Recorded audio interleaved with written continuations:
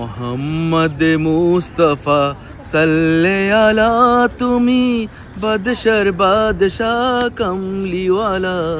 মালয়েশিয়ার এত সুন্দর একটা জায়গায় গিয়েছি, ওইখানে গিয়ে আমার জামাই মনের আনন্দে তার পছন্দের একটা গজল গেয়ে নিল। আসসালামু আলাইকুম, কেমন আছেন আপনারা সবাই? সকালবেলা ঘুম থেকে উঠে আমরা রেডি হয়ে প্রথমে আমাদের সকালের নাস্তাটা সেরে নিচ্ছি। সকালের নাস্তাটা শেষ করে আমরা যাব মালয়েশিয়ার সবচেয়ে সুন্দর একটা জায়গায় ঘোরার জন্য। আর এই যে দেখেন, আমি এখানে চা দিয়ে পরোটা দেখাচ্ছি, চট্টগ্রামের ট্রেডিশনাল খাবার। যেখানে যাচ্ছি সুযোগ পেলে কিন্তু হাতছাড়া করতেছি না। আর এই যে বেবিটা দেখছেন, বিদেশি একটা বেবি নিজে নিজে খাচ্ছে চেয়ারে বসে, এত সুন্দর লাগতেছিল বেবিটা দেখে, মাশাআল্লাহ। আর এদিকে আমার ছেলে তো সে খেলনা নিবে, যাই হোক পরে তাকে একটা স্প্রিং নিয়ে দেওয়া হলো, ওইটা নিয়ে তারপর আমরা আবার হোটেলে আসলাম। এসে অপেক্ষা করতেছি গাড়ির জন্য, যেহেতু গ্র্যাবে কল দেওয়া হয়েছে 5 মিনিট লাগবে গাড়ি আসতে। 5 মিনিটের মধ্যে আমরা এখানে বসে দাঁড়িয়ে গল্প করতেছি, বাচ্চারা হচ্ছে খেলা করতেছে। মালয়েশিয়াতে গিয়ে আমাদের গাড়ির জন্য কষ্ট করতে হয় না, গ্র্যাবে কল দেওয়ার সাথে সাথে কিন্তু গাড়ি চলে আসছে, সর্বোচ্চ 5 মিনিট লাগে। যাই হোক আমাদের গাড়ি আসছে, আমরা গাড়ি করে যাচ্ছি আমাদের পছন্দের একটা জায়গায় ঘুরতে, পূর্তজয়া সেন্ট্রাল মসজিদ, আর হচ্ছে মালয়েশিয়ার প্রধানমন্ত্রীর হেড অফিস। যাই হোক আমরা যাচ্ছি আর রোডের ভিউটা দেখে দেখে যাচ্ছি, এত সুন্দর ভিউ মাশাআল্লাহ। এক একটা দেশের সৌন্দর্য হচ্ছে এক এক রকম, যেহেতু সবুজ সব দিকে, প্রকৃতির সৌন্দর্য একরকম, আর উঁচু উঁচু বিল্ডিং এর সৌন্দর্য তো আছেই। আর এই যে বহুতলা ভবনটা, আমরা যেদিকে যাচ্ছি আমাদের সামনে চলে আসতেছে। একটু যাওয়ার পর পাহাড়ি রাস্তা, পাহাড়ি রাস্তাটা দেখতে কেমন লাগতেছে বলবেন তো? এত সুন্দর লাগতেছিল, চোখ জুড়িয়ে আসতেছিল পাহাড়ি রাস্তাটা দেখতে।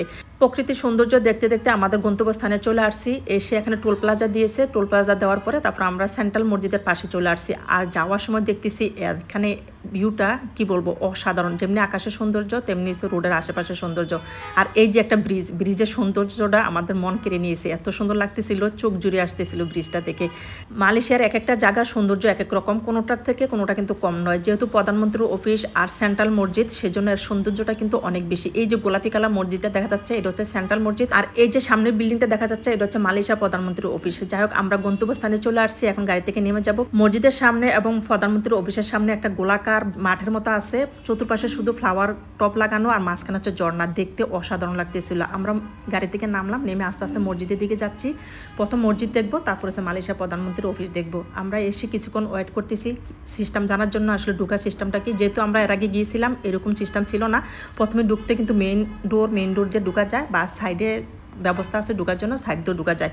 আমরা মেইন ডোর দিয়ে ঢুকি নাই, আমরা সাইডে চলে যাচ্ছি। যেহেতু এখানে রুলস হচ্ছে এখানের পোশাক পরতে হবে, যারা মাথা কাপড় দেয় না তাদের জন্য কাপড়ের ব্যবস্থা আছে, কাপড় দেওয়া ছাড়া ঢুকতে পারবে না। আমাদের মাথায় কাপড় ছিল, হেজাব ছিল, তারপর আমরা নিয়েছি। মসজিদে ঢুকার একটা ইউনিফর্ম পরলে কেমন লাগে সেটা দেখার জন্য। আর বাচ্চাদের মাথায় যেহেতু কাপড় ছিল না, বাচ্চাদের তো অবশ্যই পরতে হবে। এখানে পুরুষরা হচ্ছে এক পাশে দিয়ে ঢুকতে পারবে, আর মেয়েরা হচ্ছে আরেক পাশে দিয়ে ঢুকতে পারবে। এই যে আমরা সবাই পোশাকটা পরে কিন্তু চলে আসছি। আমাদেরকে কেমন লাগতেছে বলেন তো?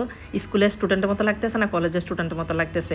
দেখতে কিন্তু অনেক সুন্দর লাগতেছিল। আর এই যে হচ্ছে মসজিদের মিনার না কি বলে এটাকে, সম্ভবত মিনার বলে। আর আশেপাশে পরিবেশটা এত সুন্দর লাগতেছিল, প্রচুর গরম ছিল, রোদ ছিল, তারপর আমাদের কাছে অনেক বেশি ভালো লাগতেছিল। কারণ মালয়েশিয়ার জাতীয় মসজিদ একটা দেখতে পেলাম, কিং মসজিদ বলে এটাকে, গোলাপি কালার মসজিদটা দেখতে কিন্তু অসম্ভব সুন্দর। যাই হোক আমরা জুতা খুলে চলে যাচ্ছি মসজিদের ভিতরে, মসজিদের ভিতরটা কেমন সেটা দেখার জন্য। দেখে তো মাশাআল্লাহ আলহামদুলিল্লাহ এত ভালো লাগছে। বিশাল মসজিদ, আর ভিতরে পরিবেশটা অন্যরকম একটা ভালো লাগার মতো কাজ করতেছিল। ঠান্ডা একটা শীতল পরিবেশ, মেয়েরা এক পাশে দিয়ে ঢুকছে, ছেলেরা আরেক পাশে দিয়ে ঢুকছে। আমি ঘুরে ফিরে একটু বাহিরের ভিতরের পরিবেশটা একটু দেখতেছিলাম, আপনাদের সাথে একটু শেয়ার করলাম। আপনাদের কাছে কেমন লাগছে অবশ্যই জানাবেন। আমরা প্রথমে ঢুকে 2 রাকাত নফল নামাজ পড়ে নিয়েছি। যেহেতু ট্যুরে গেলে, কোথাও গেলে যদি মসজিদে যাই 2 রাকাত নফল নামাজ পড়ি, এটা হচ্ছে সফরের নামাজ বলে। যাই হোক আমরা নামাজ পড়লাম, বসে একটু ফটোশুটো করে নিলাম, একটু স্মৃতি নিয়ে আসলাম। ছেলেরা আরেক পাশে নামাজ পড়তেছে, মাশাআল্লাহ আমাদের 2 রাজপুত্র 2 বন্ধু কি সুন্দর নামাজ পড়তেছে, দৌড়ে চলে গেছে নামাজ পড়ার জন্য। যেহেতু আমরা পড়তেছি দেখছে, ওরাও পড়ে নিল আলহামদুলিল্লাহ। আমরা বের হয়ে চলে আসতেছি, আসার সময় দেখতেছি এখানে অনেকগুলো বই, হয়তো ওদের হিস্টোরি লেখা, বইগুলো আর দেখি নাই। আর উপরে লাইটগুলো দেখতে কিন্তু অনেক বেশি সুন্দর লাগতেছিল, বিশাল বিশাল লাইটিং করা। যাই হোক শেষবারের মতো মসজিদের ভিতরটা একটু দেখে নিলাম। আর এদিকে আমার মেয়ে বসে বসে দোয়া পড়তেছিল। এই ছিল মালয়েশিয়ার সেন্ট্রাল মসজিদ দেখার সুন্দর একটা মুহূর্ত। পরবর্তী ভিডিও আসবে, ওইখানে আরো কি কি দেখছি দেখার আমন্ত্রণ জানিয়ে আজকের মতো বিদায় নিলাম। আল্লাহ হাফেজ।